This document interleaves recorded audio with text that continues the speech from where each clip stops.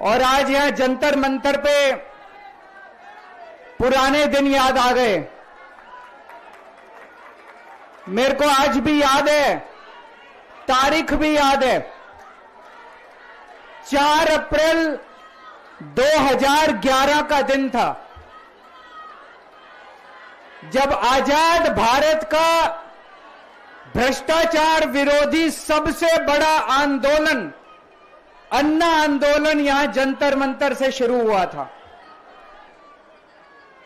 भ्रष्टाचार के खिलाफ आजाद भारत का सबसे बड़ा आंदोलन 4 अप्रैल 2011 को जंतर मंतर से शुरू हुआ था। 1.5-2 साल कभी जंतर मंतर, कभी मुंबई, कभी रामलीला मैदान। लेकिन उस वक्त की सरकार भी बहुत अहंकारी थी, उन्होंने हमारी बात नहीं मानी, चैलेंज करते थे, चुनाव लड़के दिखाओ, जीत के दिखाओ, चुनाव लड़के दिखाओ, जीत के दिखाओ, कहते थे ना। हम तो छोटे से लोग थे, हमें तो चुनाव लड़ना नहीं आता था, और चुनाव लड़ने के लिए पैसा चाहिए, गुंडे चाहिए, आदमी चाहिए। हमारे पास तो ना पैसा था, ना आदमी थे, ना गुंडे थे, हम चुनाव कैसे लड़ते। पर वो बार बार कहते थे चुनाव लड़के दिखाओ, चुनाव लड़के दिखाओ। हम भी चुनाव लड़ लिए और देखो जनता ने हमको जिता दिया। पहली बार में दिल्ली में आम आदमी पार्टी की सरकार बन गई।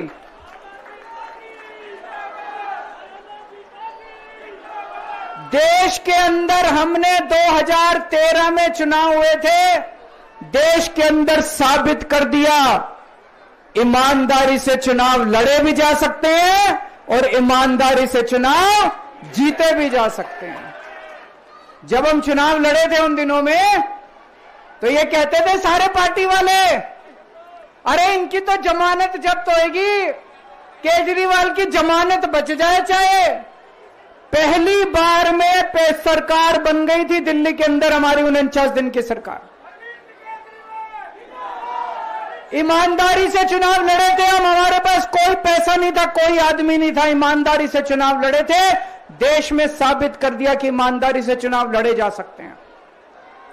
पिछले 10 साल से दिल्ली के अंदर हम लोग सरकार चला रहे थे, ईमानदारी से सरकार चला रहे थे, ईमानदारी से पैसे सरकार के बचा रहे थे और ऐसी ऐसी सुविधाएं दी हमने जनता को जो कोई कल्पना भी नहीं कर सकता। बिजली 24 घंटे कर दी, बिजली फ्री कर दी, बिजली पानी फ्री कर दिया, महिलाओं के लिए बसों का किराया मुफ्त कर दिया, बुजुर्गों के लिए तीर्थ यात्रा कर दी, शानदार अस्पताल मोहल्ला क्लिनिक बना दिए, लोगों का इलाज मुफ्त कर दिया, शानदार स्कूल बना दिए, लोगों की शिक्षा शानदार कर दी, बच्चों को भविष्य दे दिया। 10 साल ईमानदारी से काम किया। मोदी जी को लगने लगा कि अगर इनसे जीतना है तो इनकी ईमानदारी पे चोट करो, इनको बेईमान साबित करो। तो प्रधानमंत्री जी ने एक षड्यंत्र रचा। उन्होंने षड्यंत्र रचा, केजरीवाल को बेईमान साबित करो, मनीष सिसोदिया को बेईमान साबित करो, आम आदमी पार्टी को बेईमान साबित करो। और षड्यंत्र रच के इन्होंने हमारे सारे बड़े बड़े नेताओं को एक एक करके जेल में डाल दिया। दोस्तों, अब हम जेल से बाहर आ गए और जेल से बाहर आने के बाद मैंने इस्तीफा दे दिया। आपके मन में यह चल रहा होगा कि केजरीवाल ने इस्तीफा क्यों दिया। मैंने इस्तीफा इसलिए दिया क्योंकि मैं ये सब करने के लिए, गंद करने के लिए नहीं आया था, मैं भ्रष्टाचार करने के लिए नहीं आया था, मैं सत्ता का लालच, सत्ता की भूख नहीं है मेरे को सीएम की कुर्सी की भूख नहीं है। मैं पैसे कमाने नहीं आया, पैसे कमाने होते इनकम टैक्स कमिश्नर की नौकरी करता था, उस नौकरी में जितने करोड़ों रुपए चाहता मैं कमा सकता था। पैसे नहीं कमाने, देश के लिए आए थे, भारत माता के लिए आए थे, देश की राजनीति बदलने के लिए आए थे। दोस्तों,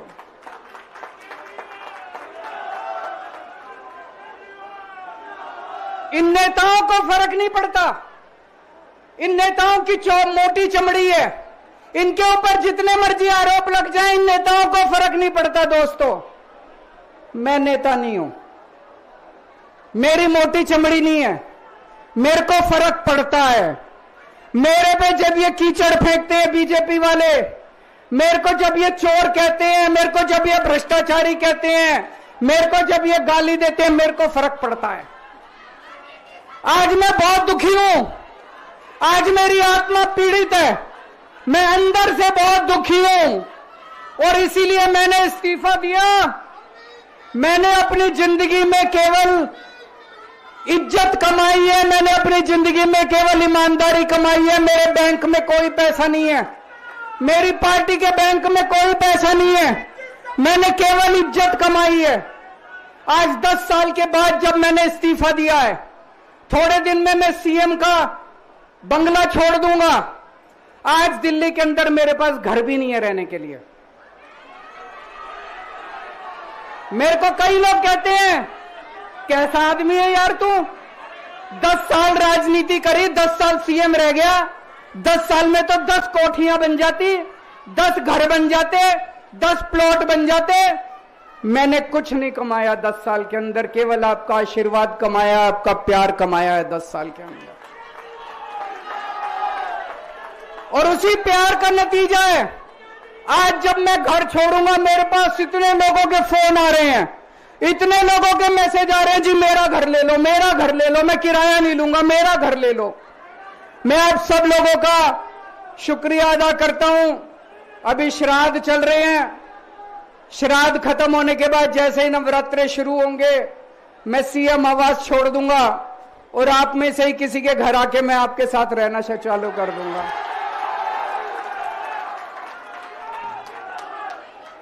इन्होंने, मोदी जी ने हमारे ऊपर सबसे कठोर कानून लगाया, इस देश का ईडी का कानून, पीएमएलए।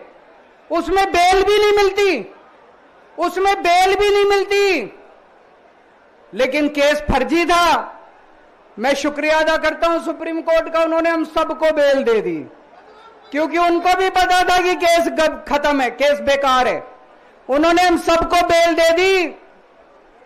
लेकिन जैसे मैंने कहा, मैंने केवल ईमान, जब मैं जेल से आया, मैंने मन में सोचा था, जब तक कोर्ट मेरे को बाइज्जत बरी नहीं कर देता, मैं दोबारा कुर्सी पे नहीं बैठूंगा। लेकिन मेरे को वकीलों ने कहा, यह केस अभी 8 साल चल सकता है, 10 साल चलेगा, 15 साल चलेगा, यह केस का कोई भरोसा नहीं है, यह केस अभी बहुत लंबा चलेगा। तो मैंने तय किया, मैं अपनी जनता की अदालत में जाऊंगा, जनता से पूछूंगा कि जनता मेरे को बताए कि मैं बेईमान हूं कि मैं ईमानदार हूं। मैं दाग के साथ नहीं जी सकता, दाग के साथ काम करना तो दूर की बात है, मैं इस दाग के साथ मैं जी भी नहीं सकता, मैं जिंदा भी नहीं रह सकता। मैं आपसे पूछना चाहता हूं, अगर मैं बेईमान होता, क्या मैं दिल्ली में बिजली फ्री कर सकता था? दिल्ली में बिजली फ्री करने के 3000 करोड़ रुपए लगते हैं। अगर मैं बेईमान होता, ये 3000 करोड़ रुपए खा जाता, बिजली फ्री करने की क्या जरूरत थी? अगर मैं बेईमान होता, क्या मैं महिलाओं का किराया फ्री करता?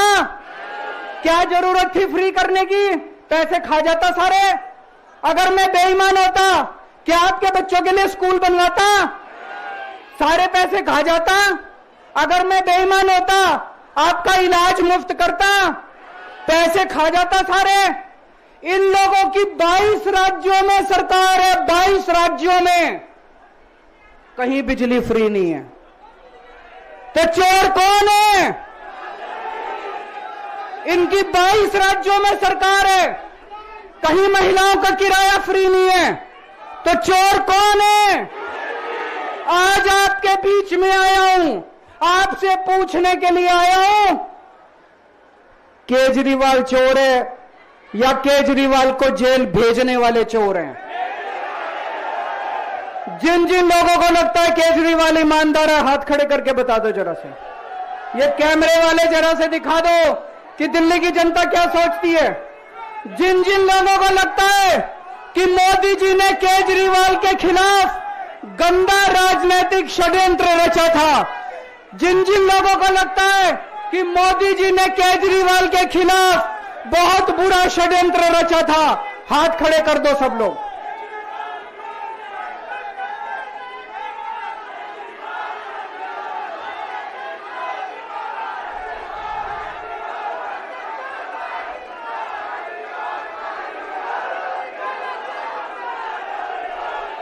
एक बात और करना चाहता हूं आज आपसे,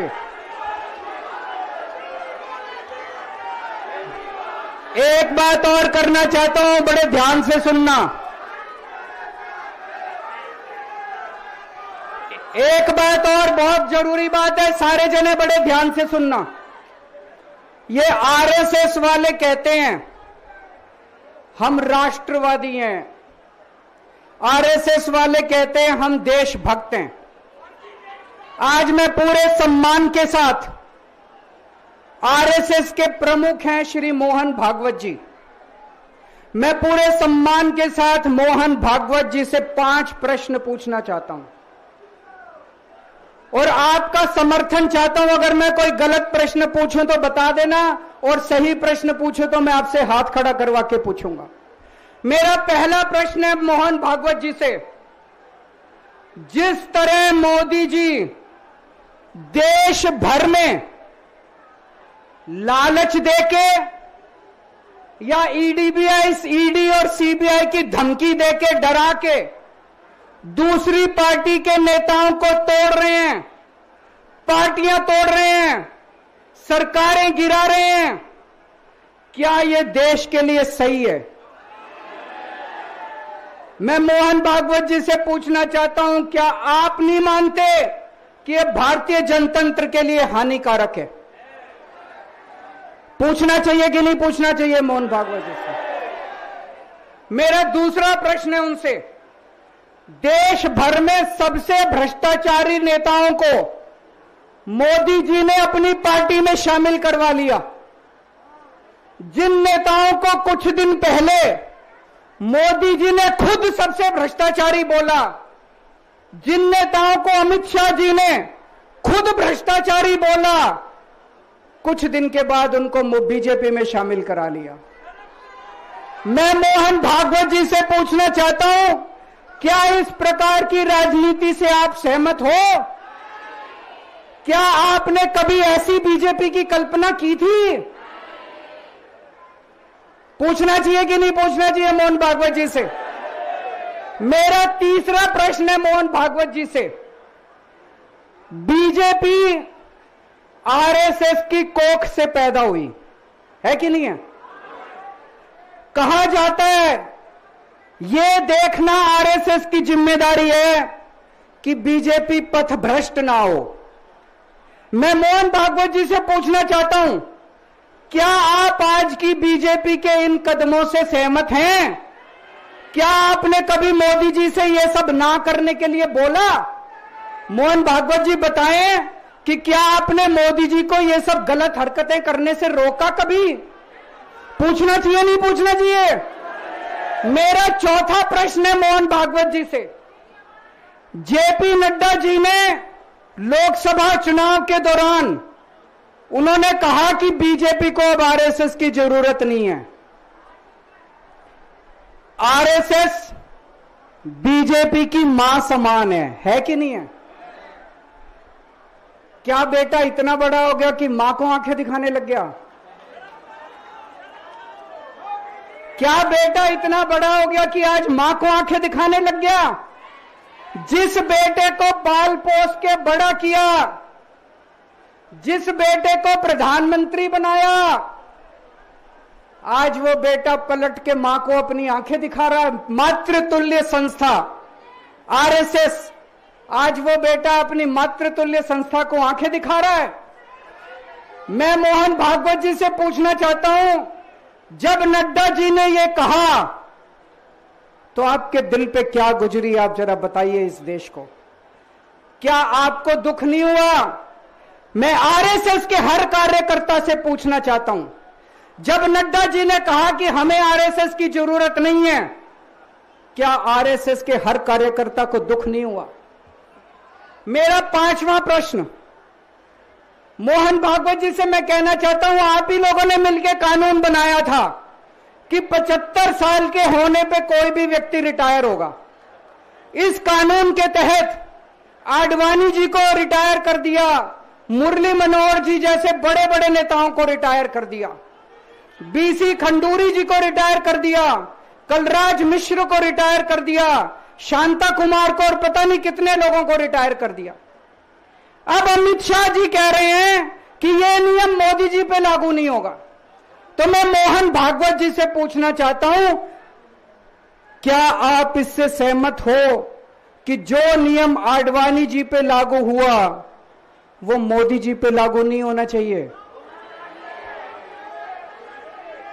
आप ये पूछना चाहते हैं कि नहीं पूछना चाहते? पूरा देश आज मोहन भागवत जी से ये प्रश्न पूछना चाहता है। एक और बात रखना चाहता हूं मैं, प्रश्न के रूप में नहीं है। आज हमारे देश के अंदर शिक्षा व्यवस्था का बहुत बुरा हाल है।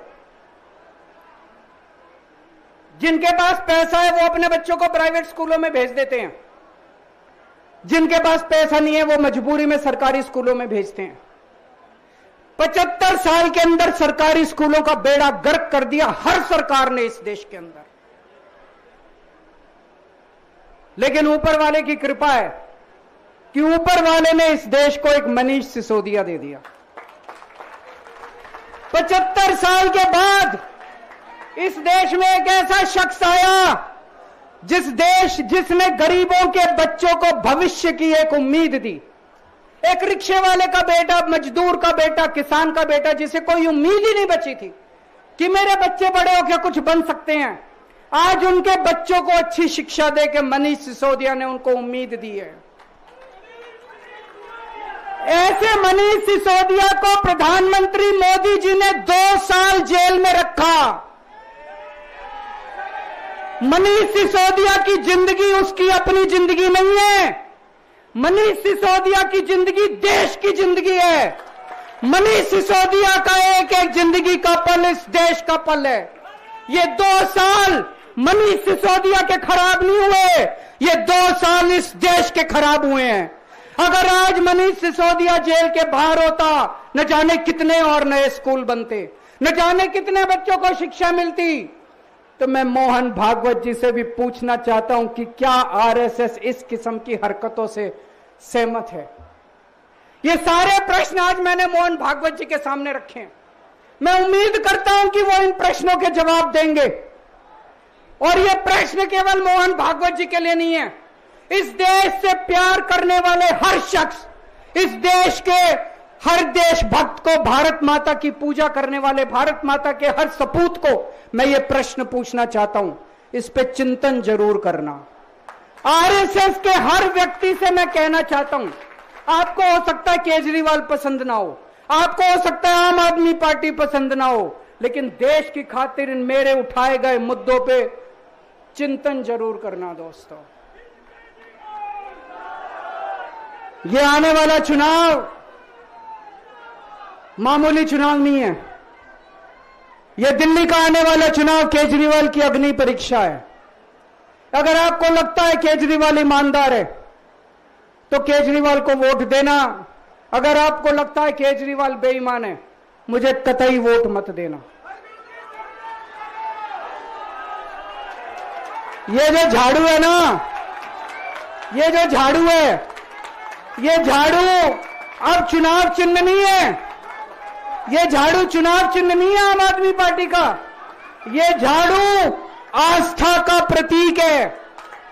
जब एक आदमी वोट डालने जाता है और झाड़ू का बटन दबाता है तो अपनी आंख बंद करके पहले भगवान का नाम लेता है। झाड़ू का बटन दबाता है तो वो मन में सोचता है कि मैं ईमानदारी का बटन दबा रहा हूं। झाड़ू का बटन दबाता है तो वो ये सोचता है कि मैं एक ईमानदार सरकार बनाने का बटन दबा रहा हूं। इस झाड़ू का बटन तभी दबाना अगर आपको लगे केजरीवाल ईमानदार है, नहीं तो इस झाड़ू का बटन मत दबाना दोस्तों। भारत माता की। राष्ट्रगान के लिए सभी साथी मंच के सामने और मंच के ऊपर अपनी अपनी जगह पे खड़े हो जाएं। राष्ट्रगान चलें। जनगण मन अधिनायक जय हे भारत भाग्य विधाता। पंजाब सिंध गुजरात मराठा द्राविड़ उत्कल गंगा। विंध्य हिमाचल यमुना गंगा उच्चल जलधि तरंगा। तव शुभ नामे जागे तव शुभ आशीष मांगे। IND न्यूज मराठी, फक्त देशभक्ती.